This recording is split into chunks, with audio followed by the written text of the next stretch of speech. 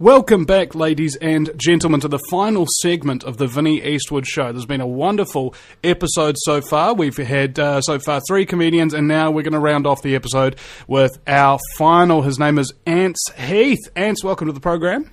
Hey, mate, how's it going? Somewhat fabulous is my standard response. Not bad. Would you be able to enlighten me as to just a little bit about who you are and what it is you do? A little bit about myself. I do a bit of stand-up comedy these days. I'm trained in street theatre and physical and experimental theatre forms. I've worked as an improviser for years. Also the nominated representative for the Rimataka Award for the Aotearoa Legalised Cannabis Party. Very, how should we say, very publicly open about the fact that I enjoy cannabis for recreational purposes and that I think that the law against it is bullshit. Yeah. Yeah, I'd probably say so. The drug law comes down to this. Do you know somebody who's ever used cannabis? Yes. Do you want to? Do you think that they should be in jail right now because of it? No. Time to change the fucking law, mate. Yep, pretty much, man. But as long as there's money to be made by putting people in jail, we'll have to keep fighting on. Oh, well, thank God for private prisons, eh? yeah, it seems like a great idea. I mean, what would we do without them? Not be incarcerated, still be around your family. Free, I don't know, not be afraid of police officers. Who knows? It's just too complicated. I just prefer slavery. Yeah, well, I work in a call centre, man. It's pretty much the same thing. Yeah, that's kind of how I did it as well. Doing the call centre thing. Are you doing telesales or are you doing inbound? I'm inbound nowadays. Yeah, no, I don't do the outbound anymore. For those of you listening who still struggle with that, good on yous, but you're welcome to it. Yeah. There's more money, but there's also a hell of a lot more emotional stress in the job. Oh, so much more stress. So much more. Now, in terms of the New Zealand comedy scene, what kind of area do you like to focus on? I mean, because I sent out this message asking for New Zealand comedians that were somewhat anti-establishment and whatnot, and your name came up. I'm wondering what led you to all of this. Yeah, well, that was, I believe there was Alistair Gregory who sort of tipped you off about me. He's the Wellington regional manager for the ALCP. So he's been to I did a show during the festival called Token White Guy, which was pretty much a whole lot of stories about my youth. And rather than stories about getting arrested, most of mine were stories in which I probably should have. But and I'm fortunate in that I'm white and I have an education, so I don't get arrested by police for minor infractions, unlike other people who are not as lucky. And are you over 25? Yeah, I'm 37, mate. Well, see, that's often. I was doing what was I? I was in Auckland Uni doing an essay about cannabis for a project, and I decided I'd ask a cop, what do you look for when you look for cannabis users? And he says, groups of males under 25. Yeah. It's like, whoa, it's literally an age thing. Yeah, pretty much is. Oh, a lot of it has to do with your approach with the police as well. I mean, I've been questioned by them out the back of a bar where, I offered to make a joint and then Chinese whispers happened and I found myself out the back of a bar with 12 people looking to me to blow them out. And so I had a couple of joints on me and I proceeded to pass them around the circle, and then the cop car sort of cruised by nice and slow down the driveway, well, actually with a mufti. And he went by and everyone went, oh, yeah, that wasn't a cop. And then, of course, you heard them hit reverse and they came through. And at the time, I was probably in my 20s. And I was dressed like a freak. I'd just finished all my training and stuff, so I was wearing giant top hats and all sorts of, odd stuff. And they came up and asked me, and a friend of mine was shocked that when the police officer said to me, what are you doing? I said, oh, we were just smoking a joint. And a friend of mine said, well, yeah, that's like the worst thing you could possibly say. And I pointed out to him, I said, sometimes the police ask you questions because they want to know the answer of the question, and then other times they're just deciding whether they want to be a prick or not. And I was smoking that joint openly as he walked towards me, and he saw me flick it away, and I reeked of weed, so there was really no point arguing that one, And because I was up front and said, oh, look, I was just smoking some weed, they thought that because there was a big group of straight-dressed people standing around a freak that I was obviously selling some kind of pills. And once I said, look, no, I'm just having a joint, they said, oh, well, just go back inside and have a nice night. Matey potato. Because they probably would have had to arrest everybody at the party for smoking a joint if they arrested you. The paperwork involved, what a bloody hassle, you know. So, as it was, they only singled out me and another guy to be searched anyway and questioned. And, because I'd been up front with them, I mean, most police officers are aware of the hypocrisy of the situation that they're under. And they are human beings who, you know, they're not too rushed. The best thing about that whole thing was that at the time I was couch surfing, so I actually got to tell the police legitimately that I lived at no fixed abode, which was quite a buzz for myself. I think that what it comes down to ultimately, when we're talking about cannabis, is we've already won the debate. Okay, long ago. All right. And, you know, it's over. And the fact that it's still freaking illegal just baffles the mind and makes me, I don't know. Let's just say it is a certaintude that there's huge quantities of lies and scumbaggery going on in order to keep this law in place. And anybody who tries to keep it in place the way it is a scumbag too.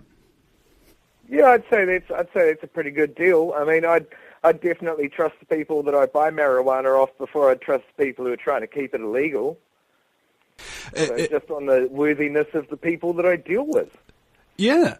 I came up with a joke yesterday. I was driving over to my mate's place and I said, why do fish make really good, fair dealers?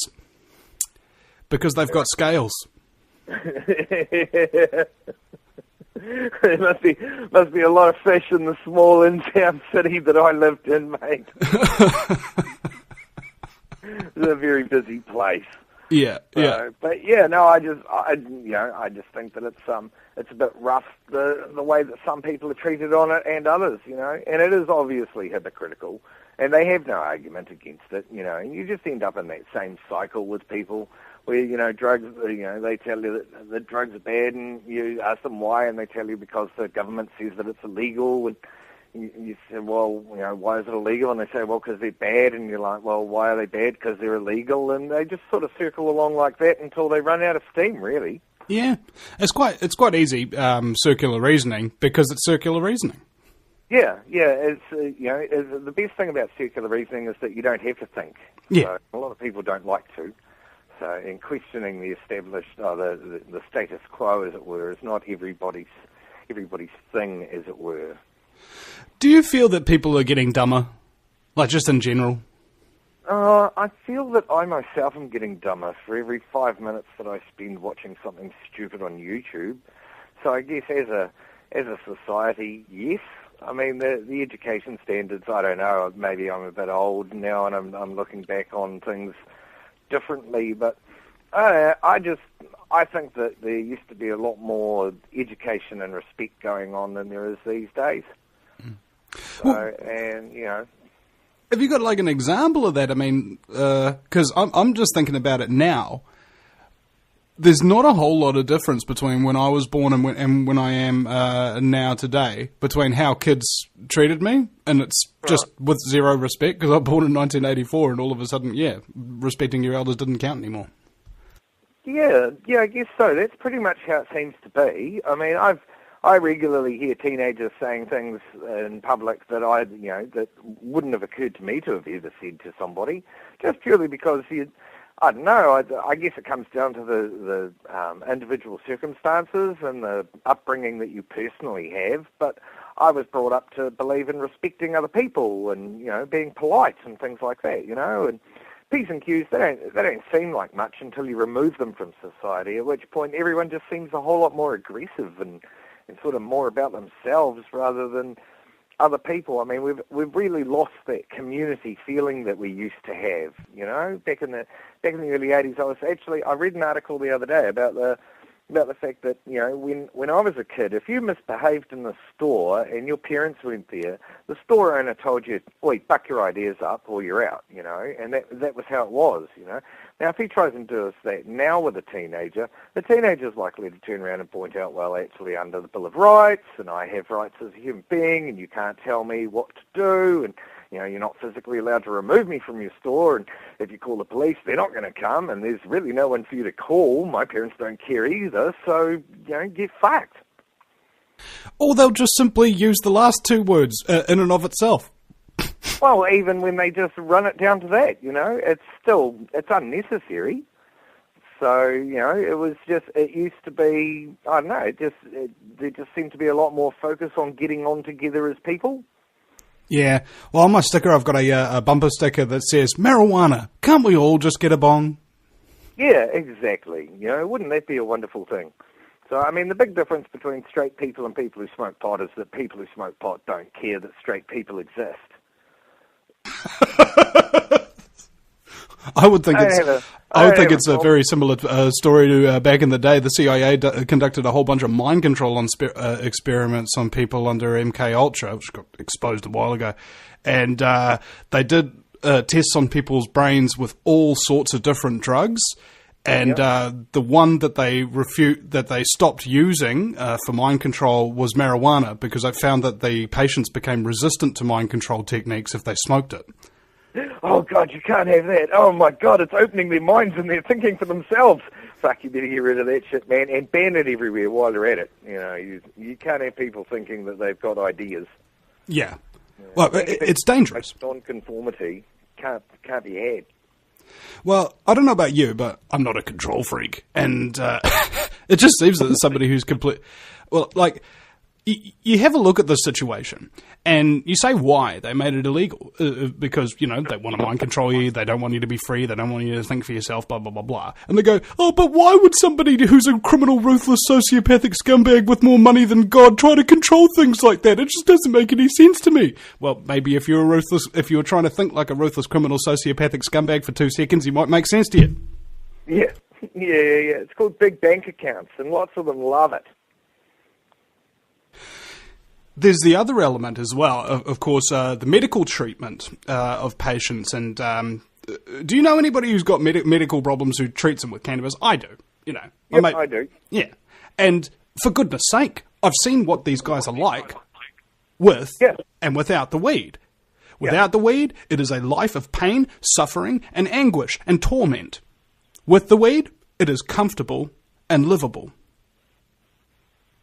Yeah, but the problem is, Vinny, that as you well know, Big Pharma doesn't make any money if you just plant yourself a plant in the backyard and smoke that and get healthy. I mean, what's that going to do to the bottom line of the Lilly Corporation? You just can't have that kind of activity going on.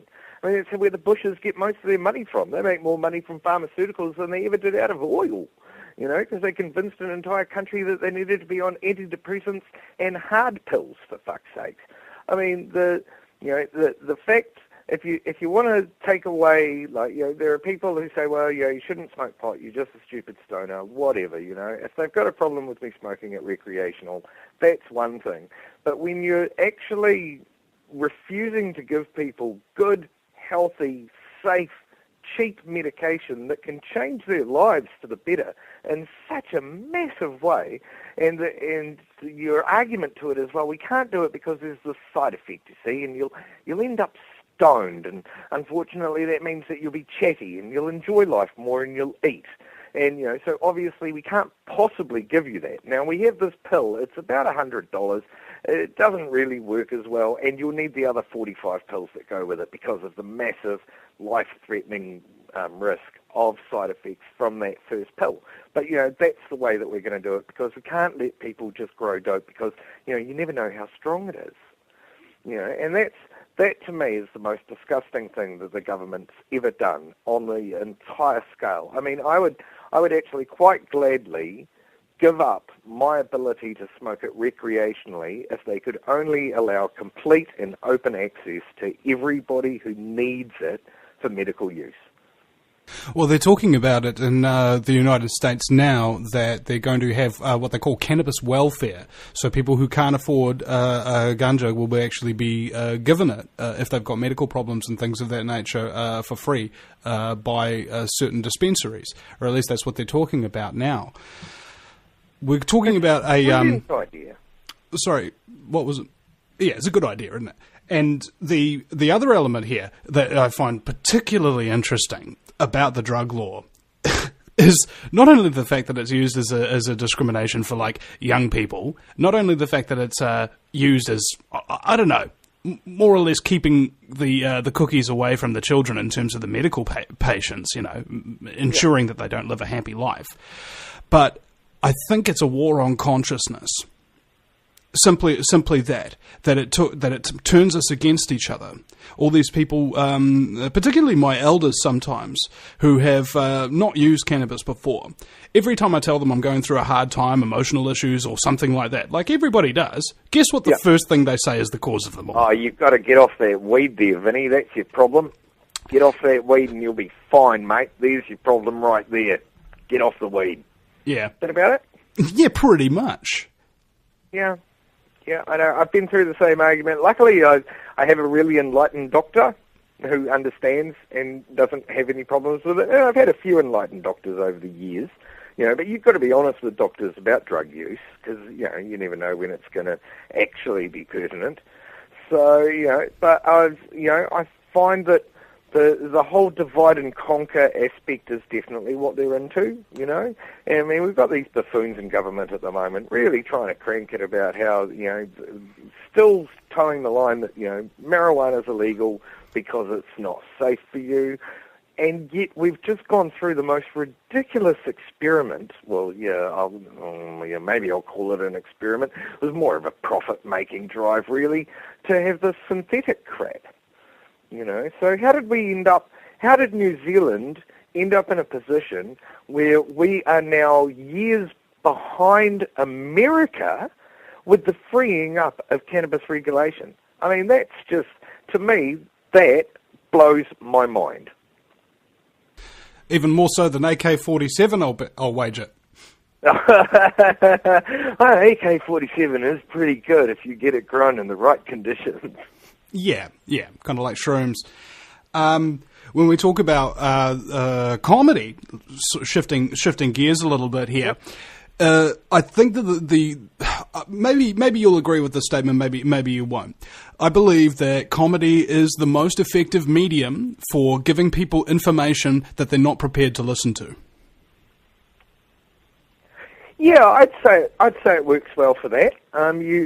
It depends on the comedian and what their buzz is, and I don't like to get into the conversation of, well, as a comedian, you should be saying this, or you should be saying that. I think to me the litmus test is quite simple. I get up on a stage and I say things, and if the room full of people laugh, then generally I consider that to be a joke, and we go with that.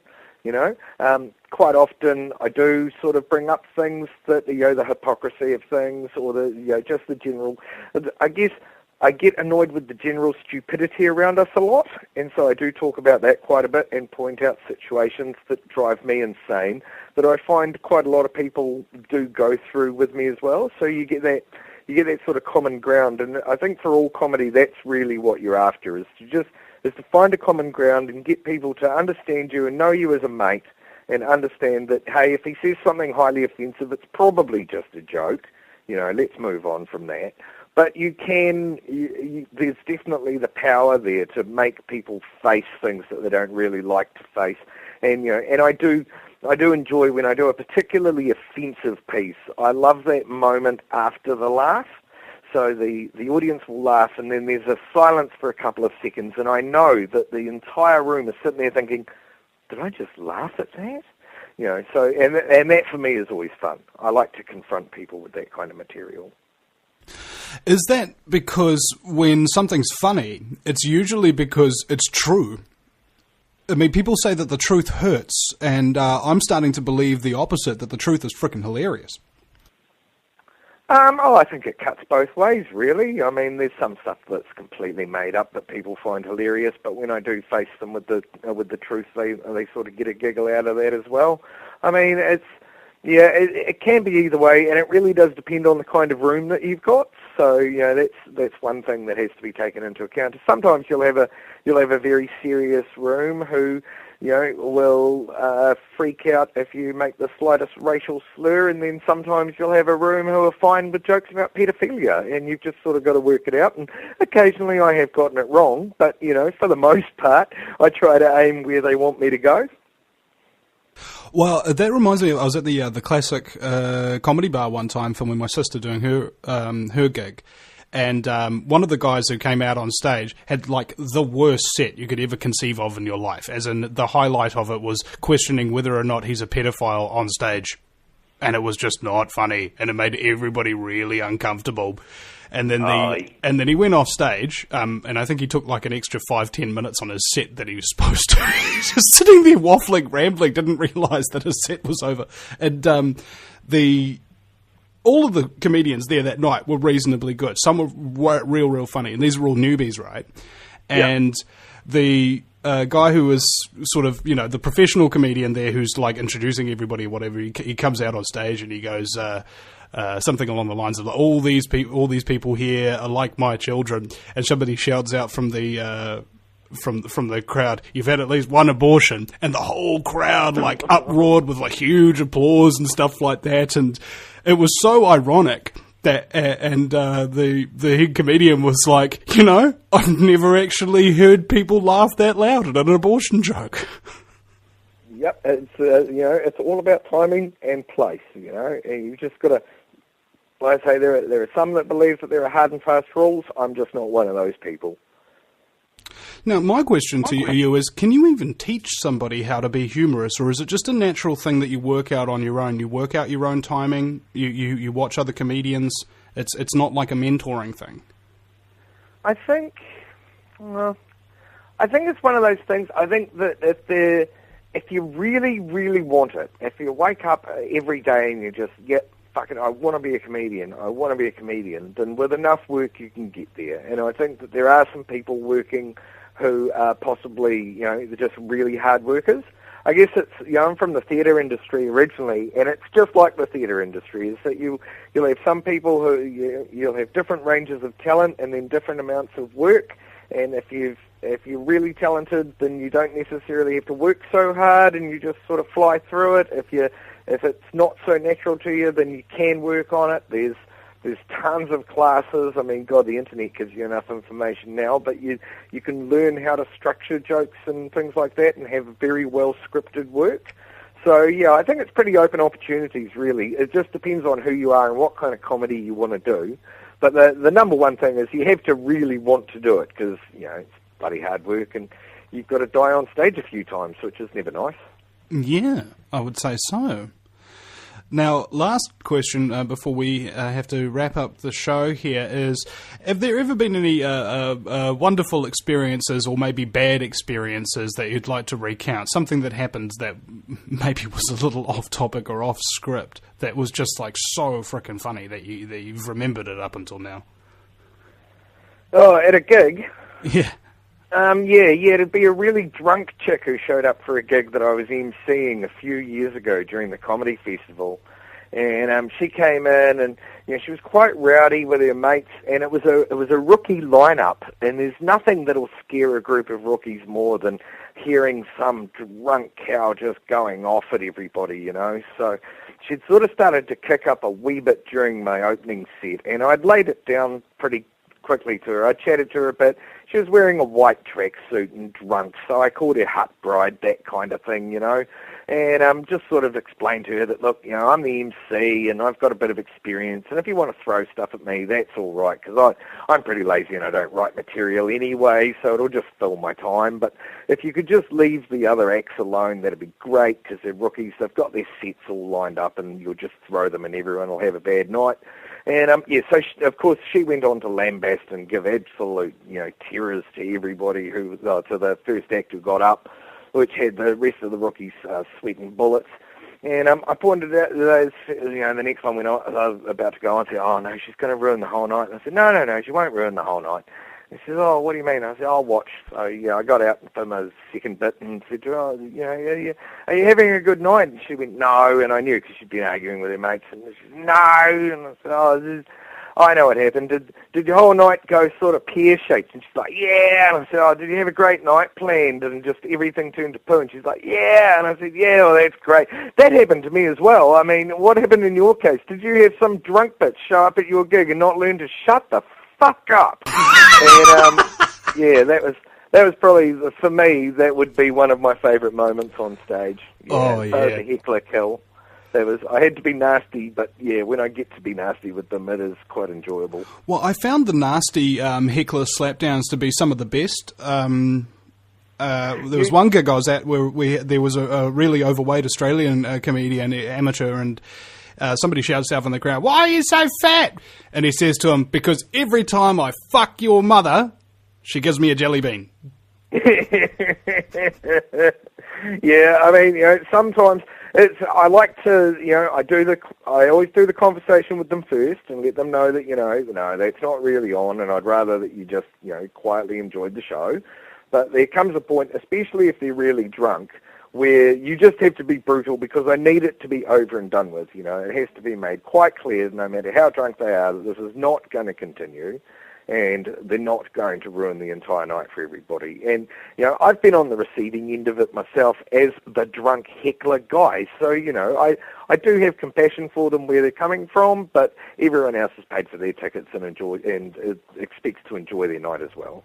Wonderful New Zealand comedian Ants Heath, ladies and gentlemen. Ants, where can people find more of your material and find out when your next gigs are and whatnot? They can check me out I'm on Facebook, like most people are, so if you check out the Book of Face, Ants Heath, Token White Guy, you'll find that, and I put updates there for all of my future and upcoming gigs. Right, thank you very much for your time today, mate. And thank you very much, ladies and gentlemen, for listening to the Vinny Eastwood Show. Bear in mind, this is a predominantly listener-supported broadcast, so if you want to keep these broadcasts going and giving people a platform to speak about things that, well, basically the mainstream media will never give you 25 minutes of just frickin' airtime to say whatever you want, so if you want that to continue, please go to thevinnyeastwoodshow.com. That's Vinny with a Y, because it's the most important question, and Eastwood hasn't go ahead. Make my news. And go ahead and make a donation. And start up those automatic payments as well. $5 a month, $10 a month. We have certain listeners who do $100 or $50 a month and things of that nature. All of it is simply just to, pay the expenses of life so that I can continue to expose scumbaggery and help the innocent. We'll see you again sometime, ladies and gentlemen.